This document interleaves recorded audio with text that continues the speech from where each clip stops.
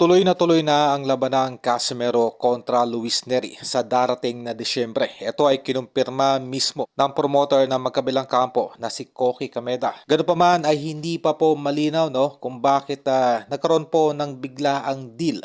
Sa kabila ng natalo, itong si Cuadro Alas. Marahil ay nagkaroon po ng approval sa kampo nitong si Luis Neri at kanilang nakita yung tila mahinang performance nitong si Cuadro Alas kontra nga po dito kay Kameda.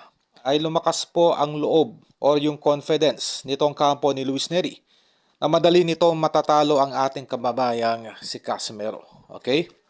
Nawala siguro yung kanilang takot, dahil kilala ang ating kababayan na si Cuadro Alas na literal na isang halimaw sa lower division.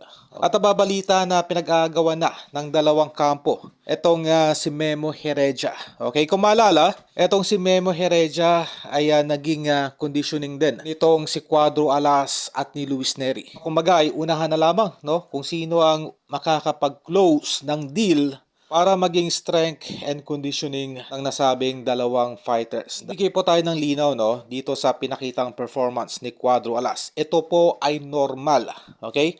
Kapag ang isang boxer po ay nakatanggap ng short notice at biglaan pong umakyat ng division, ay talaga pong mag-a-adjust ito. Okay? Literal. Lalo pa kung ang nakalaban nito ay isang takbuhin. Okay?